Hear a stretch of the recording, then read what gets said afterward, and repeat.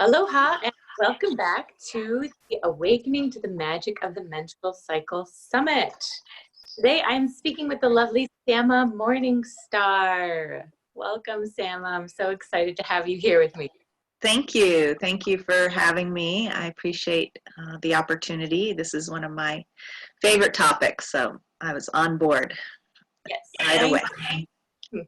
Okay, I'm just going to read your bio for anybody not familiar with you. Sama founded the Womb-Centered Healing Temple in 2018 as a collaborative space to support people of all genders to learn about the importance of our experiences in and of the womb, to heal the wounds inflicted on all of us by womb abuse and suppression by the patriarchy, and to reclaim the power of the traditions of womb reverence that predate the patriarchal system. Out of her own personal journey, healing from early childhood trauma found in the domination model of relationship between men and women, she has emerged with a passionate devotion to remember, reactivate, and re-establish womb power as our center of personal power and inner guidance. She has received potent soul visions about the importance of returning to a partnership model, of relating with each other and with all beings, and diligently applies this model to all of her relationships. She loves to share her experiences of how living in embodied womb wisdom creates an abundant fountain of vitality that can nourish our dreams, of correcting the course of humanity away from self-destruction towards harmonious communion and belonging in the ecosystem of life. What a beautiful bio. Thank you. So I was fortunate to connect with Sama for the first time last year when I received a womb wellness assessment from her. And the information that she provided me during that relatively short assessment was really intriguing to me and just fascinating to see what type of information you can get out of the body by paying attention to certain signals and symptoms. And I'm really excited to talk a little bit about that and about using the cycle, the menstrual cycle, as basically a vital sign to look into how you're doing as a whole. So before we go into that, I just want you to share with me a little bit about your journey, what really brought you full circle to this work that is all things womb. How much time do we have? In a nutshell. In a nutshell, yeah.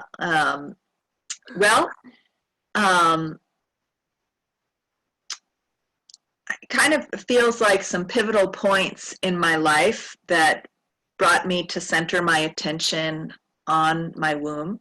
I could touch on those. The main one was during my first Saturn return. I haven't had my second one yet, but getting closer, so still refer to that one as the first one.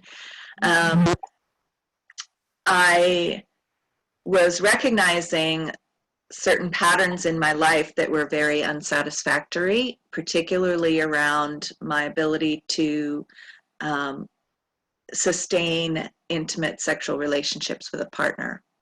And there were also patterns around my livelihood, where I knew what my calling was, and I knew, what it was about, but I hadn't really found a way to make a living working in those realms and have that be recognized and acknowledged and welcomed in the circumstances where I was making a living. So I got to the point where I hit rock bottom about both of those things, where my lifestyle wasn't really nurturing my growth and development in those arenas. And I recognized that, you know, I needed to make some different choices and surround myself with people that would be supportive of that growth in me, and take responsibility for the patterns that I kept seeing repeated, especially in my intimate relationships, where it was easy for me to blame it on the people I was trying to relate with, the fact that it didn't work. And that I kept seeing the same pattern repeat itself throughout the, you know, series of relationships that didn't get to where I wanted them to get. And at a certain point, I had to wake up to the fact that, okay, I'm the constant here. I'm the common denominator in this equation, right? And so I began to seek help. I began to seek teachings. I moved to a community where there were regular Tantra workshops. I'd been exposed to Tantra and sacred sexuality a little bit, but I was never someone that had a lot of money to toss at workshops and things like that. I had to work for a living, and the kinds of work that I got, I was a child care provider and a teacher in training. I didn't have tons of extra money to spend on workshops or, you know, one-to-one therapy sessions or things like that. And so I instead would always go and try to learn how to become a practitioner. Like, I needed massage. I went to massage school and learned how to give massages, and then I could trade with massage practitioners. So what I did in order to learn to, you know,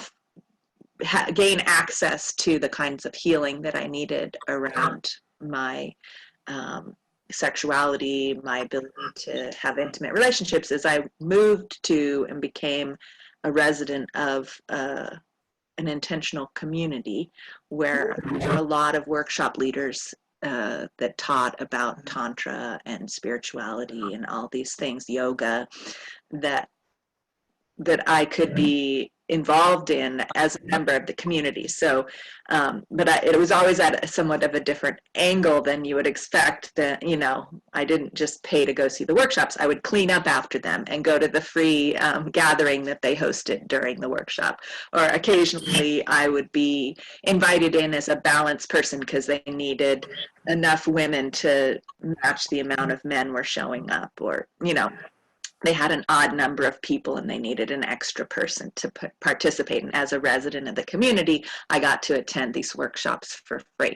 So I knew that if I was just in that environment, I would be exposed to people. And then, of course, I would meet them in the social aspects at the restaurant, at the community, or in the hot springs pools, and get to know them. Some of them came to me. I was a massage therapist, so some of them came to me for massages, and I would get to know them that way too, and talk to them and be exposed to and surrounded by people who were also doing these things. And so that helped me to start to explore and be supported in exploring the kinds of healing practices I needed to do for myself. And I was at home drawing pictures of my womb and my heart and lines of connection between them and all this kind of stuff, and exploring relationships and intimacy within this context of everyone having sexuality be a sacred practice, and within the context of having a yoga community that I was studying with that was very much focused on the main teacher considered himself to be a tantric master and was very much focused on making everything in life sacred and unearthing the emotional and spiritual unhealthy patterns that we all pick up in our childhoods, and bringing the healing energies of yoga to those things, and getting in touch with the inner child and all of these things. So I surrounded myself in people and circumstances that would support my healing process, which led me to meeting my husband now we've been together 17 years. And so that all really helped me to address that main ache in me of feeling like I wanted a healthy, intimate relationship, but everything inside of me was not able to trust intimacy given what went on in my childhood. And so that was very much guided by my womb. And I didn't start really recognizing that and knowing that until maybe 5 or 6 years ago, after a big wildfire came and destroyed that community. Mm. And that I was now living at again. I had moved away and come back, and but it had been a sanctuary for me for many long years. And a wildfire destroyed that community, and it was a big wake-up call to me of how do I embody what I was relying on this community to provide for me? How do I embody that? Where do I find that within myself? And I had done a lot of that because I was living in different ways, but life brings us to new levels, of deeper levels all the time with each of these challenges. And that's when my womb started talking to me. More loudly anyways. Well, it had been talking to me loudly, but I didn't know it was my womb. That's when I started to recognize that this is my womb speaking to me now. Yes. And that was needing to be the focus of my work, where all of that, my sole purpose and my livelihood started to meet each other face to face and say, oh, we better learn how to get along. Instead of I'm doing my livelihood over here that's not quite lined up with my sole purpose, and then I'm eking out my sole purpose work on the side, right? And now, especially with this pandemic, where I love massage and body work, but I haven't quite incorporated the womb-centeredness into it, where I can announce that to clients coming to me and they come to me for that. I always still work at spas where they're just expecting a regular massage, and if they start talking to me about their womb, then I say, oh, you happen to be on the table of a womb-centered healing specialist, and they go, oh, great, but they didn't come to me for that to begin with, right? And so now it's coming closer and closer as I've created this online space. With the pandemic, I'm not doing the massage anymore. All of my time is here doing this work, my sole purpose. And it's right on time, too. My massage teacher originally said, don't expect to start doing your real life's work until you're 50. Guess what I'm turning in December? Are you? Beautiful. Sorry. Yeah, here we are, 2020, the year I turned 50, and we've got a global pandemic making it so I have to focus all of my energy on this work. How beautiful is that? Fine timing for sure. Indeed. Thank you so much for sharing that with me. I can really relate to that because it actually was a really unsatisfactory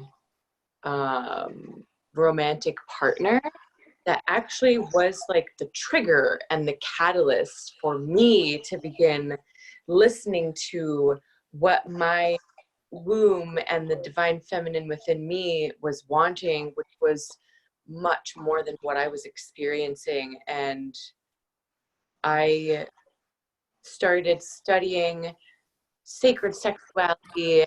Just totally blew the lid off of my mind about what energy is and the right way to relate to it within ourselves and others. And it's pretty remarkable how an unsatisfactory life experience can be a gift in disguise, awakening something much bigger within you.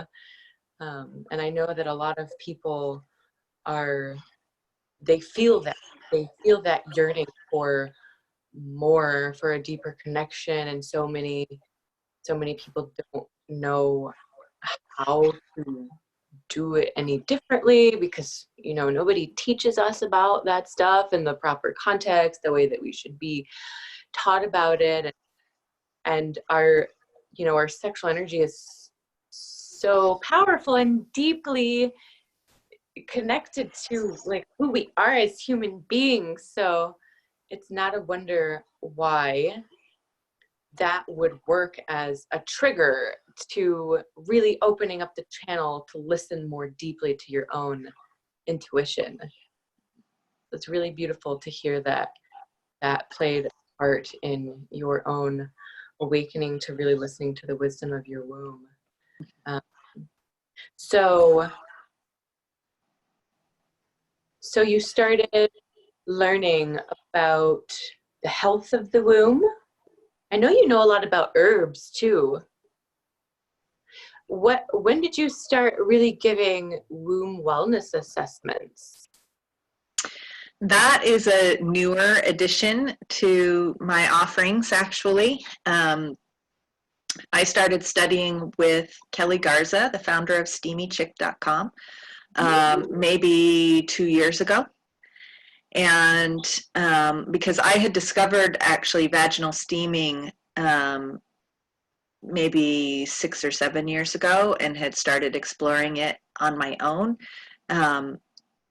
And I wanted to learn more because I knew that it was really powerful, but I didn't quite understand why and how. And I didn't feel confident to be able to help people with different kinds of womb ailments than I had. Like mine were always relatively mild. Mine were more emotional, and I could certainly help women with that aspect of it, but to be able to choose, to help to educate myself and others about the different herbs that might be helpful under different circumstances, I wanted to learn more. So I had studied herbalism and making my own herbal medicine, so I had some basics, but I'd always explored it through the context of what I needed for my own health and well-being. And there's lots of people out there whose health and well-being looks quite different than mine. Yeah, there are some collective things that we all have because we live in, a society that affects everyone in some basic ways, but then different people, it turns into different ailments that need different kinds of treatment. And so I wanted to learn more about that. So part of her program was to, once we learned about these assessments and all of the different ways that the menstrual cycle is telling us not just about the womb, but about our overall health and how vaginal steaming can help that and what herbs can help that. Then part of the program was to start practicing offering these womb assessments. And I love doing them so much that I just have carried on offering them free of charge, because it was a really great opportunity for me to give this educational material to women that I feel like we needed to be given as soon as we started our first menstrual cycle.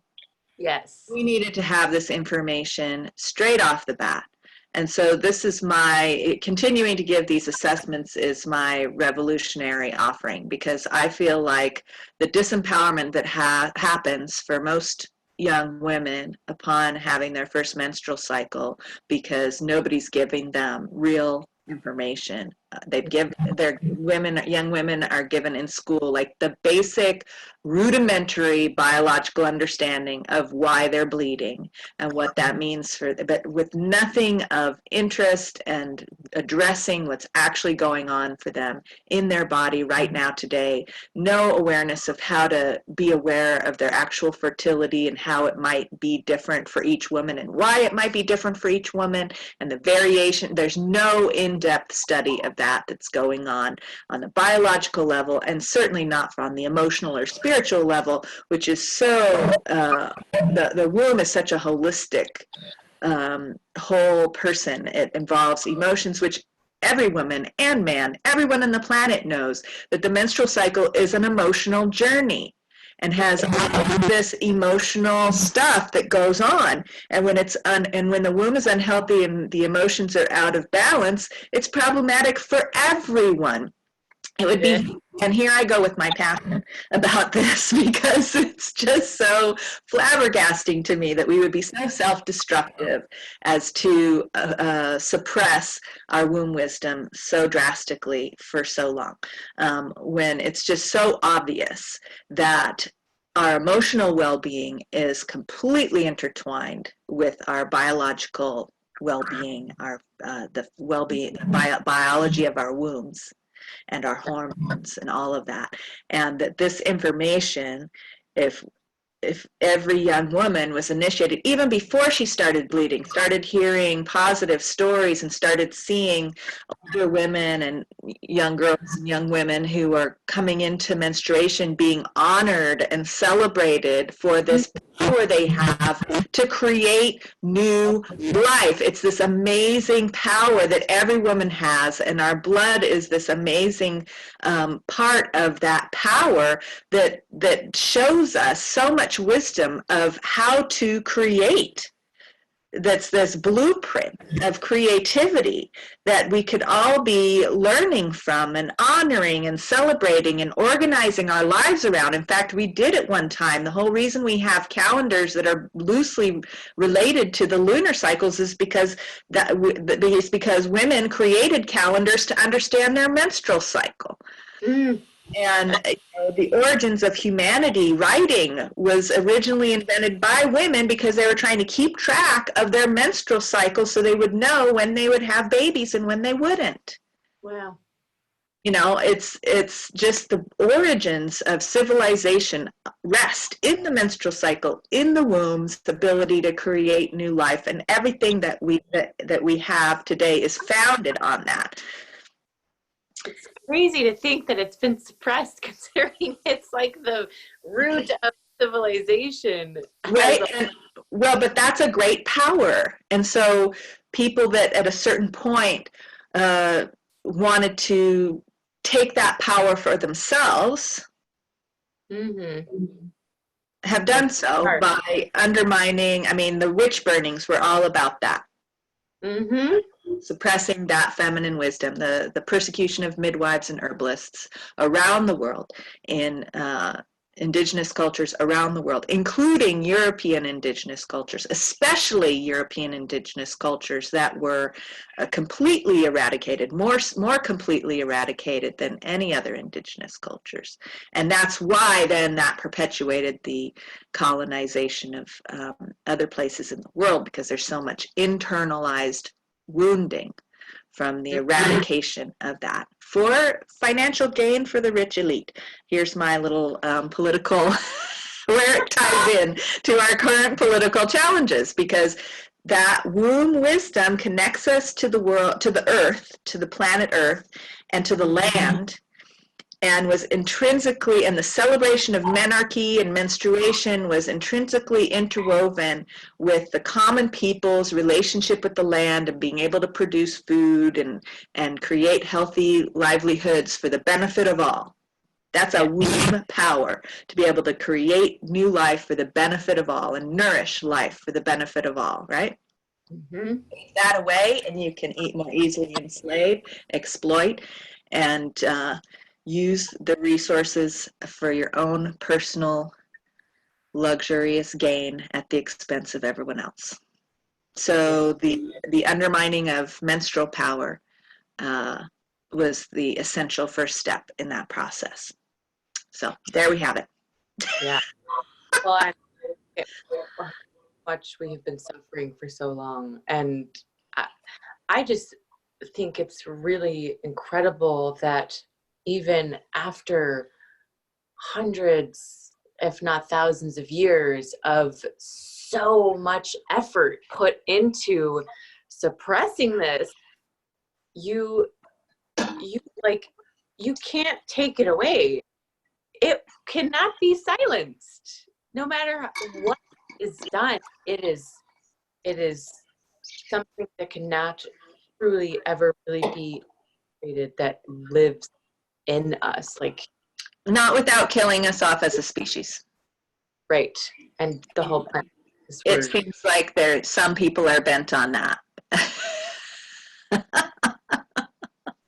Yes, but we're seeing a new age begin to dawn, and I'm so grateful to see so much empowerment returning back to women and being on the forefront of it by presenting something like this and gathering women like yourself who know much more of the history and who are in tune with their womb and listening to it and helping support other women and guiding them to do the same and heal. And that is just so powerful. So I just want to take a moment to thank you very much for, first of all, doing the work yourself, and second of all, answering the call to serve. Yeah. Well, it's our survival instinct, our collective survival instinct. Yeah. And that you can't, I mean, that's really strong.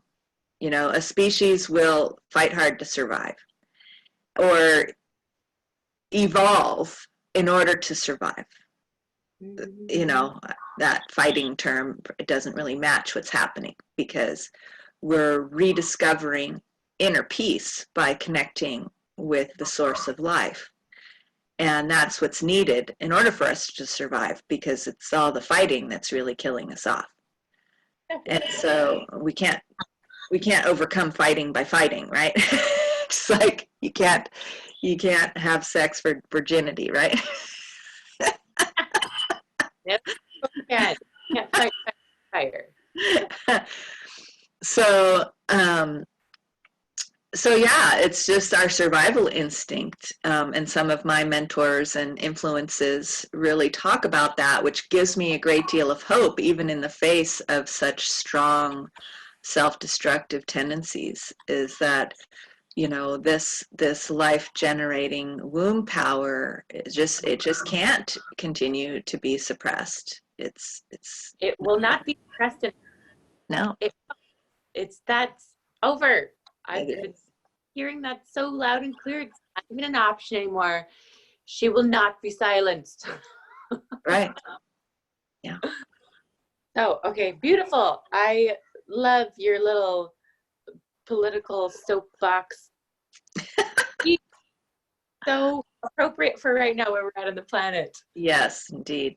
So I just want to talk a little bit about, can you just give us like a general, basic kind of like overview or guideline for what it even means to use the menstrual cycle as a way to diagnose as a fifth vital sign? Like, what does that even really mean?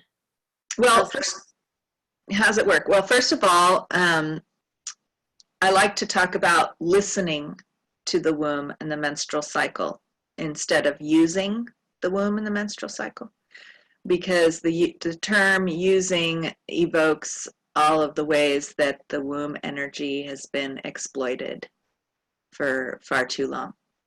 So that first shift that needs to take place is for us to sit down at the feet of our menstrual cycle and listen, and not expect to be able to utilize it for our personal gain, but to listen to how it's guiding us for our well-being. And then secondly, it's not really about diagnosing anything. It's more about looking at patterns and what that menstrual cycle is telling us about our overall health. So really listening to the messages and understanding it on an elemental level. So basically the blood that we bleed is a fluid in our body. And it's rich with nutrients. And a lot of the symptoms that we experience in our menstrual cycle have to do with not having enough or having too much fluid, whether that's blood or mucus, and not having enough nutrients. It's usually not having enough nutrients. that causes a variety of symptoms in the womb as well. And how nutrients and fluids, that the menstrual cycle, you know, if it's dried up and we don't have enough fluid flowing there, or if there's too much fluids there, too much mucus, too much blood, then that's telling us a variety of things about the fluids and nutrients in our bodies. Too much blood, for example, bleeding for too long, can tell us that actually that we're ending up nutrient deficient just because we're bleeding so much and our body can't replenish that much blood. B, it can be telling us that we don't have enough nutrients already going to our womb to help the uterus, the musculature of the uterus function properly and close off the blood vessels when it's time to be done bleeding. It can also tell us about whether or not we have enough or not enough fluids, which is related to enough or not enough nutrients. Because if we don't have enough blood, it may be that we don't have enough nutrients to make enough blood.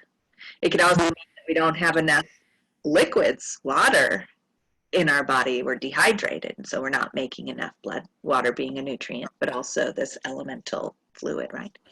And then, so just understanding how fluids flow, and if you have too much fluid over here in one place, then someplace else might not have enough. And the fluid over here that's too much can get stagnant and funky. And that we have too much mucus in certain places and it's not flowing because we don't have enough fluids overall or movement or whatever it is that we need to keep things flowing, then that's when we get built up infections and things like that.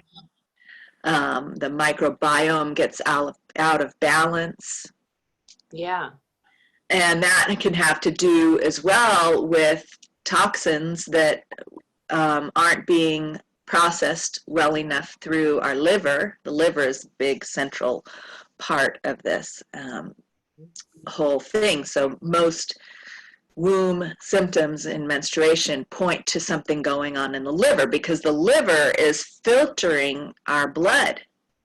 And if we're backed up in toxins, and the liver can't keep up with it, then those fluids, we don't have enough. It's also involved in digestion. So it's not, the fluids aren't flowing, they're getting backed up and stagnant.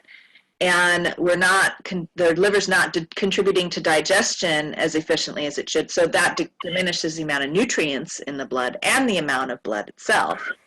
So then pretty soon the womb is sort of limping along trying to, and then that liver stagnation also affects the hormone balance because the liver processes out the used hormones. And if that's backed up, then the endocrine system is getting the message that there's still all these hormones in the body, even though they're lined up to be eliminated. The body still thinks that they're in there doing their job and either stops producing the right hormones at the right time. It gets confused because there's the backup of unprocessed hormones in the liver. And so, this whole suppression of our flow is the culprit, and that not being taught how to properly nourish ourselves and hydrate ourselves and support this natural flow of this rhythm results in this stagnation of our fluids and our energies, and not only physically but emotionally and mentally. Everything. We're taught to suppress the way we think, the way we feel, everything, and that just produces this state of stagnation that doesn't allow anything to flow, any of our energies, our fluids, any of it. And so there we have it. I hope I answered your question. Yeah, no, that was a beautiful answer. Thank you. I just find it all so fascinating. and my mind loves absorbing this type of information. It seems like it should be taught to us when we're younger. Well, that's my big passion right now is I just started making inquiries today about who wants to be part of a healing menarche speaker series on my podcast, because it's becoming so more and more apparent as I've been exploring this process myself of going back retroactively, initiating myself in key, and you know, when we activate our womb power, suddenly travel through time doesn't seem all that odd, because we can really travel back through our own timeline and forward even, and connect with our older self, our younger self, all of this through our own inner awareness and our own cellular memory. And then we can also travel back and forward through our ancestral lineage as well. So womb-centered healing can very much involve this kind of time travel experience. So, and I feel like when we come together collectively to do that, we can heal ourselves as inadequately initiated menarchal young women, as well as do some collective work around helping modern young women to receive the kind of initiation that they need to have, that we all need them to have. Definitely. I'm so grateful that you're doing that. I feel like, are you going to create something that will like assist other women in going back to kind of like resurrect their own menarche experience? Well, I already, yeah, it is. I'm already doing that in my biomystical womb apprenticeship.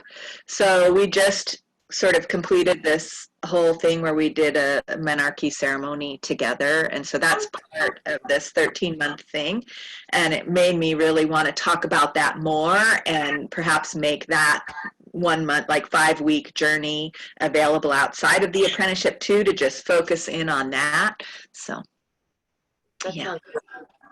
I just want to just jump back a little bit to this reading the symptoms of the body, and on a couple of things that stood out to me when I received the womb wellness assessment from you. And like the different imbalances that you can read in, like, depending on the different colors and textures of the discharge that your body gives off, not only in the blood, but in the mucus, the way that you can tell what sort of imbalances are in the body just by reading what it gives off. Basically, I found fascinating, especially the part where you mentioned there being, like, you'll have to help me remember, like some type of fluid that is like really vibrant and almost glowing. Yeah, we call it neon menses. And I've had a couple of people now report that indeed they had that, and that's when there's excess heat in the body, which comes from, of course, the same kind of thing. If you think of like a radiator in the car, and some of the tubes allow that coolant, the fluids, to flow to some parts of the engine, but other tubes are blocked, and it doesn't. Another part of the engine, that part of the engine's going to overheat. Or if the fluid's just not flowing anywhere, then we start to overheat. And that heat can produce a neon, sort of glow in the dark quality to the menses, where there's just a lot of heat. So interesting. I actually had one client send me photos of this neon blood, because I'd never seen it. I was like, wow, you're right. That is that. That's what that is. Oh, interesting. Yeah. Another thing that stood out to me was something that I learned from you in that about how long a typical healthy cycle is supposed to last. Did you say it was like 4 or 5 days? According to the system put forth by Kelly Garza, which is based, the Steamy Chick founder, which is based upon case study research that she has done with probably thousands of women by now, where we're looking at what the menstrual cycle comes to once you give it this healing attention, which is different than what you would hear from practitioners that are just looking at what is sort of the norm for women who aren't doing anything to heal their menstrual cycles. Yeah. Okay, so for amongst women that are doing steaming practices to heal the imbalances in their menstrual cycle, time and again, everyone returns to a 4-day cycle. That was really interesting. Period, a 4-day period, and a 28 to 31 day cycle, or 28 to 30 day cycle, really. And so that larger variations from that, like bleeding 5, 6, 7, 8 days, is a sign that the womb could use some healing energy.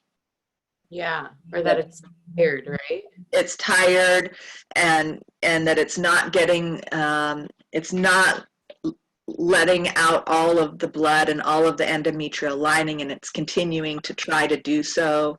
So it's too stagnant to let it all out, so it's continuing to let more out, right? So as we support the womb with these steaming and herbal practices and help the liver to get flowing and make lifestyle choices with that steaming plan that facilitate it all together, because it's not just steaming. If you don't change aspects of your lifestyle that are contributing to the stagnation and all these imbalances, the steaming isn't really going to get you very far. Right. It really requires, what's that? A really good point to add, that is a total holistic lifestyle adjustment that is needed for true healing. Exactly. And so if you are doing all of those things and you include steaming, is a really great way to facilitate womb healing that hasn't really received, that may not have received what it needed in other ways. And the steaming takes the medicine of the herbs and our attention right there to the pelvic floor and right in through the tissues into the pelvis, and bathes that womb in that warmth, that heat, brings all the circulation. The body says, oh, okay, let's get this place moving. Yeah. Someone's paying attention to me. Yes. That alone does so much, just putting your attention on something. Yeah, and hydrotherapy, steaming is just another form of hydrotherapy. People have been doing steam saunas and soaking in hot water, and taking herbal baths and doing herb steams. For generations. It's controversial now because it's been suppressed for so long, and because it is quite effective. And so, and it's something that anybody can do in their own homes without having to go to the doctor and pay a bunch of money with the herbs that you can get in the garden or at the grocery store. So you can't patent it. Nobody wants to do the research because you can't patent it and you can't start charging a whole bunch of money for it. So, yeah. There you go. But for a long time, I feel like women all over the world, wherever there's been women, they have been doing this practice for as long as we have been alive. And it's really fascinating to me. You can go to the steamychiccom and find, Kelly's been diligently researching all of the different cultures and communities around the world that still have a steaming practice intact, that hasn't been annihilated. And so you can see that there are numerous countries and cultures around the world that have a steaming practice intact, and learn about how it's related to. And so, in fact, there's one culture, she even discovered that if a family does not facilitate vaginal steaming for their postpartum mothers, or a mother that's given birth to a baby, to help her recover from childbirth, that family would be ostracized from the community. That's how important postpartum steaming is considered to be for the health of the community in general. That's amazing. Yeah. See why that is so important. Okay, I just had one more thing to add to what we were just talking about a couple minutes ago. Just one more thing that I remember that stood out to me, that I learned from you was, other than the fact that your cycle being like 7 days is more patient, your womb needs some, and it's fatigued, and that it's basically meant to like turn on and off like a faucet when it's like all healthy and balanced. That was really interesting for me to learn from you. And also the, like, when you have like brown blood, that is left over from the previous cycle. Is that right? It can be. My feeling is that it's just a sign of stagnation. Yeah.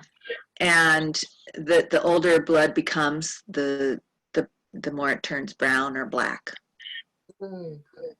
So my sense is that it was left over from a previous cycle, didn't get flowed through, or even longer. Yeah. Longer period of time, back many cycles. What the body can hold to. I'm sorry. It's amazing what the body can hold on to if you don't really sit and facilitate it letting go and really coming into balance. So yeah, steaming. I'm so excited about that. I have been following Kelly just recently since building this summit and got so inspired by it. I have been working on making myself fuel. So I'm getting ready to do my very first steam soon. I'm so excited about it. Yay, I'm excited for you too. I've heard so many good things about it. Okay, so I actually don't have a clock in front of me, but I know we don't have much more time to go. I did want to talk to you a little bit about the apprenticeship program that you've got going. Can you share a little bit about that before we start? Yeah, it's called the Biomystical Womb Apprenticeship. And I started the first run of it in October 31st, which is considered the new year for some, in some traditions. And so we're midway through this first round, but still welcoming participants who might want to join in, because it doesn't have to fit the timeline. So the way it works is we're going through from pre-conception, when we had our ancestral council that everyone came together and blessed our soul purpose, through our experience of conception, gestation, and birth, bringing any retroactive healing to those important initiatory experiences that we might have missed. For example, if our mother didn't have an orgasm when we were conceived, this is one of the initial traumas of missing that moment, or whatever stress or strain that she's under to not be having an orgasm during sex. That's a sign of degree of stress and strain and, relationship dynamics that aren't creating her being, aren't nourishing her being an orgasmic woman. Yeah. So having that be our initiation into conception and into life that's non-orgasmic for the woman, which, many of us, if we look back and asked our moms, we might be surprised to discover that she, very likely was not orgasmic. Yeah. The statistics are appalling with that. And so from then, and then gestation, any stress or strain, this is where the blueprint of our life is created as our DNA is receiving environmental information about what the world is like and creating a body and a psyche and a nervous system that's prepped to respond to that. So if our mother's stressed out, not feeling supported, all of that gets imprinted on our DNA. And then our birth experience, then all through our childhood up to menarche, and then our initiation into sexuality, into intimate relationships, and then through to motherhood if we have had babies, or into our creative prime where we're creating other things besides babies, and through to our enchantress years, which is sort of when we're really coming into our soul purpose and into our wisdom years. So we're either retroactively initiating ourselves in our current phase of life where we're in, or we're preparing ourselves for initiation into these next phases of life. So we're just going through the timeline, but I'm just creating it that way for my own convenience. I'm encouraging participants to jump to whatever is relevant for them at this moment in the time. Because again, when we activate our womb power, we get to travel through time, and it's not just a linear thing. Definitely not a linear thing. That sounds like such an awesome offering that you birthed. Thank you so much for bringing that into the world. That sounds really powerful. Folks can learn more by going to my website, wombcenteredhealing.com, and just look for the Biomystical Womb link in the menu. Beautiful. Thank you for that. There's also a meditation that we are offering the audience from you too as well, right? Yes, if you go to wombcenteredhealing.com, on the homepage there, you'll see an option to sign up for the Womb Centered Healing Temple mailing list. And when you do so, you'll receive an audio womb listening meditation, which is one of the fundamental foundational practices of this whole womb awakening, womb, biomystical womb set of practices. We need to reorient to listening to that inner wisdom from the womb. Definitely. Listening is a big thing, and I'm glad that you brought it to our attention. Yeah. It's a big part of it. First step. First step. Yes. Okay. All right. I think that that we are about out of time for our session together today. Is there anything else that you wanted to share with anybody? Just, that's about it. If you want to learn how to listen to your womb, then go ahead and get that meditation. It's a really great starting place for anyone this is new to, or a refresher, a renewal for established womb practitioners, womb healing practitioners. Beautiful. Okay. I'm that myself. Thank you so much for offering that and for sharing everything that you have shared, and just for shining your beautiful, authentic light and helping to empower more women to do the same for themselves. It's such a joy having you here. Thank you to everyone who has tuned in for this, and thank you so much, Sama. And I will see you guys for another episode, and I will be in touch with you, Sama. Have a beautiful rest of your day. Okay, thank you. You too. Aloha. Bye-bye now.